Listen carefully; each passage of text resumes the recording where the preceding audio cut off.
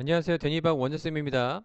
이번 시간에는 사형식 구조에 대해서 같이 공부하고 그 사형식 구조를 3형식으로 전환하는 구조에 대해 원리에 대해서 같이 공부하는 시간 갖도록 하겠습니다. 사형식 구조라 함은 문장에서 주어가 먼저 나오고 그 다음에 사형식 수요동사라고 할 수 있는 동사가 나옵니다. 그 다음에 간접 목적어, 직접 목적어 형태로 구성되어 있습니다. 그러면 이 간접 목적어와 직접 목적어 두 개를 취하는 동사를 바로 사형식 동사다라고 볼 수 있습니다. 그러면 이 완전 타동사를 또 다른 말로 수요동사라고 볼 수 있죠. 영어로는 ditransitive verb, 그 다음에 dative verb라고 할 수 있는데요. 이 단어는요, 어느 정도 상식적인 수준에서 알고 있으면 좋습니다. 일단 사형식 구조라는 것에서 간접 목적어와 직접 목적어 뭔지도 살펴보겠습니다. 사형식 구조에서 간접 목적어라 함은 보통 사람 목적어로 보통 나올 수 있고요. 그 다음에 무언가를 받게 되는 대상으로 볼 수 있어요. 그래서 목적어 두 개라는 것은 뭐냐면 무언가 전달되거나 제공되어질 때 그것을 받는 사람이 있을 것이고 전달되는 물건, 물질들이 있을 것입니다. 그래서 두 개의 대상인 목적어가 필요하더라. 그래서 사형식이라는 형태의 시스템이 만들어졌고요. 그 다음에 그 첫 번째 간접 목적어라 하는 것을 뭐냐면 indirect object라는 표현을 써서 줄이면 IO, 그렇죠? 그래서 IO로 표현할 수 있고요. 간접 목적어다 할 수 있고 보통 사람 대상이고 해석은 뭐뭐에게로 해석할 수 있습니다. 그러면 직접 목적어라면 직접 물건이라든지 전달되어지는 것들 보통 사물 목적어가 해당되고요. 그 다음에 그 전달되어진 대상을 보통 직접 목적어다라고 볼 수 있어요. 그래서 영어로 direct object 줄여서 DO다라고 볼 수 있습니다. 해석은 을로 해석이 될 수 있다. 그렇죠.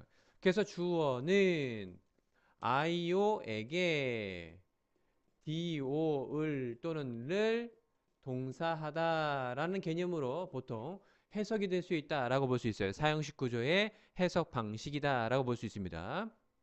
그러면 사형식 구조에서 어떤 형태로 사용되는지 예문을 보자면 I gave her a ring입니다. 해석해 볼까요? 나는 주었다. 그녀에게 반지 하나를 이렇게 해석될 수 있고요. 그 다음에 he sent her a letter입니다.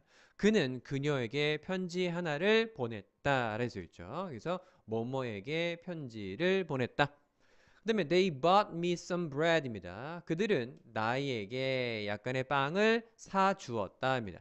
단순히 샀다는 목적어만 필요하지만 뭐뭐에게 간접 목적어에게 빵을 직접 목적어를 사주었다라고 한다면 뭐뭐에게 빵을 사서 준 거잖아요. 그죠? 그래서 이때 bought를 사주었다라고 볼 수 있습니다. 그래서 수요 동사라는 것은 뭔가 제공해 주는 거잖아요. 그래서 자, 이렇게 해석할 수 있고요. She asked me a question. 나에게 질문 하나를 물어보았다. 이렇게 볼 수 있고요. You should tell me the truth입니다. 나에게 진실을 말해줘야 돼 정도 될 수 있습니다. 그래서 이런 식의 형태로 구성되어 있는 것을 바로 사형식 문장 구조다라고 볼 수 있어요. 그래서 간접 목적어, 직접 목적어, 목적어를 두 가지 취한다라는 것이 가장 특징인데요. 그러면 이게 중요한 게 뭐냐면 보통 시험 문제 나올 때 사형식 구조를 삼형식으로 전환하는 것 요게 이제 시험이 잘 납니다. 그러면 그 전환 원리를 살펴볼게요. 사형식을 삼형식으로 전환할 때 주어 동사 나오고요. 이렇게 직접 목적어가 앞으로 이동됩니다. 그 다음에 간접 목적어가 뒤로 이동되면서 그 앞에 없던 전치사가 생기죠. 그러면 이 문장 구조가 왜 삼형식이냐 할 수 있을 때 제가 그동안 여러 번 설명해 왔던 것이 뭐냐면 전치사 플러스 목적어는 수식어, modifier 해당된다. 수식어는 문장 형식 구조에 영향을 끼치지 않는다라고 했었고요. 그래서 결국에는 주어, 동사, 목적어 형태인 삼형식 구조로 볼 수 있구나라고 볼 수 있어요. 그래서 사형식이 삼형식으로 전환되는 시스템이다 볼 수 있고요. 여기 보면 중요한 주의사항이 뭐냐면 이 전치사가 어떤 것이 오느냐가 시험에 잘 납니다. 그래서 동사에 따라서 달라지는 간접 목적 앞에, 그죠? 간접 목적 앞에 이 전치사는 이렇게 to가 올 것이냐, for가 올 것이냐, of가 올 것이냐. 보통 일반적으로 요 세 가지 정도 범주 내에서 보통 시험에 나오죠. 온도 있고요. 플레이 같은 경우는 온도 있고요. 그 다음에 다른 형태도 뭐 with나 from이나 이런 것도 있는데 시험 문제에 가장 많이 나오는 구조는 요 세 가지 구조로 이해하시면 됩니다. 이것만 알아도 큰 문제는 없어요. 문제를 해결할 때는요. 그러면 동사에 따라 달라진 간접 목적 전치사의 종류 이 to와 for와 of를 결정 지을 때 가장 중요한 핵심적인 키워드는요 바로 이겁니다. to는 이동 또는 전달됩니다. 간접 목적어에게 직접 목적어의 대상이 뭔가 이동되어질 때 그래서 보통 에게라고 해석이 됩니다. 그 다음에 for 같은 경우는 우리 머릿속에 관념적이거나 목적 대상이 있습니다. 그래서 어떤 것을 위해서 대신 해주는 개념, 어떤 것을 목적을 갖고 해주는 행위, 어떤 이익이 되는 행위 이런 것들을 대신하는 형태의 표현인데요. 그래서 for라는 개념을 우리가 이해할 때는요. 굳이 한글로 표현하자면 뭐뭐를 위한, 뭐뭐를 위해 이런 뉘앙스로 접근하시면 좀 더 이해하기 쉽습니다.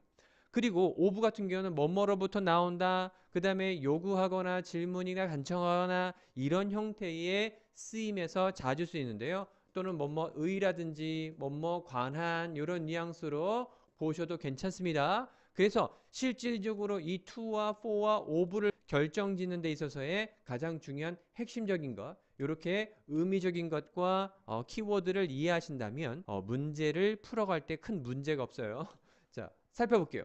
그럼 간접 목적 앞에 to가 올 때는 이동 전달이라 했습니다. 그런 형태의 동사들이 있습니다. 보통 이제 외워라 라고 많이 하는데 중요한 포인트는 뭐냐면 바로 이동되거나 전달되는 내용 이런 개념을 담고 있더라 합니다. give 주다, tell 말해주다, 가져다 주다, 보여주다, lend 빌려주다, teach 가르쳐주다, send 보내다, sell 팔아주다, pay 지불해주다, write 써주다, 읽어주다, offer 제공해주다, hand 건네주다, pass 전달해주다, mail 메일 우편 보내다, throw 던지다 뭐 이런 뜻이 됐잖아요. 그래서 뭔가를 주는 개념으로 접근하시면 됩니다. 자, 그러면 for가 오는 것들을 한번 볼게요. 간접 목적 앞에 for가 오는 동사류입니다. 대신 해주거나 목적 이익을 갖고 해주는 건데요. 만들어주다, 사주다, 얻어다주다, 요리해주다, 찾아주다, 건설해주다, 선택해주다, 주문해주다, 노래해주다, 남겨주다 이런 뉘앙스로 갖고 있는 것들인데 결국에는 무언가를 간접 목적어를 위해서 뭔가를 만들어서 제공해주고 사주고 얻어다주고 찾아주고 대신해서 뭔가를 해준다라는 개념에서 어렵지 않게 for 이런 형태의 전치사가 온다는 것을 우리가 추론하고 그 다음에 정확한 답을 찾아낼 수 있을 것입니다. 그 다음에 간접 목적 앞에 of가 올 때는요 보통 뭐뭐로 나오는 거 분리해서 나온 거잖아요, 그죠? 그리고 요구하거나 질문 간청하는 내용이 옵니다. 그래서 ask 동사 대표성입니다. beg 간청해주다, 그죠? inquire, require, demand, request의 개념이 of의 형태의 전치사를 취하는구나 라고 보실 수 있어요. 자, 그래서 예문을 살펴보자면 I gave a ring입니다. 자, 이 give 동사의 형태의 동사 나왔으니까 직접 목적 나왔고 반지를 이잖아요. 누구에게 줬다? 그녀에게 주었네요. 그러니까 전치사 to가 답이죠. She asked a question. 질문했대요. 물어봤대요. 뭐에? 나에 대한 질문이겠죠. Of me가 됩니다. 탐은 made a cake입니다. 탐이 케이크를 만든 주제자고 그 다음에 그녀에게 준 거예요. 그녀가 케이크를 만든 게 아니라 탐이 만들어서 주었다. 대신 만들어줘 줬다. 뭐 그녀를 위해 주었다. 이런 뉘앙스로 접근하면 to가 아닌 for를 우리가 추론할 수 있습니다. Then bought a car. 자, 사서 준 거죠. 자동차를 나에게입니다. 그래서 나를 위해서 그러니까 for가 되겠죠. 그래서 구매한 것은 then이고요. 그 다음에 실질적으로 받은 것은 내가 되겠죠. 팀은 taught English입니다. 영어를 가르쳐 줬는데 가르쳐 준 거예요. 누구에게? 나에게가 되겠죠. 그래서 영어가 가르쳐져서 나에게 전달되어지는 내용이 되어진다. 직접적으로 전달되어지는 내용이다. send a letter, 편지를 보냈대요. 보낸 거니까 to her가 되겠죠. 뭐뭐에게 편지가 이동되고 전달되어진 거잖아요. 그래서 to가 온다, 에게로 해석된다 라고 볼 수 있겠습니다. 그래서 이 문장 구조에서 이 중학교 1학년 때부터 이 개념이 나와요. 그런데 이 개념을 정확하게 알아둘 필요가 뭐냐면 실질적으로 수동태로 전환되었을 때 사형식의 수동태를 이렇게 수동태로 구조할 때 이 공식이 또 그대로 사용되는 경우가 있습니다. 그래서 이 공식은 또 다른 곳에서도 사용되기 때문에 반드시 잘 세팅해두고 기억해두면 좋겠습니다. 이렇게 마무리할게요. 감사합니다.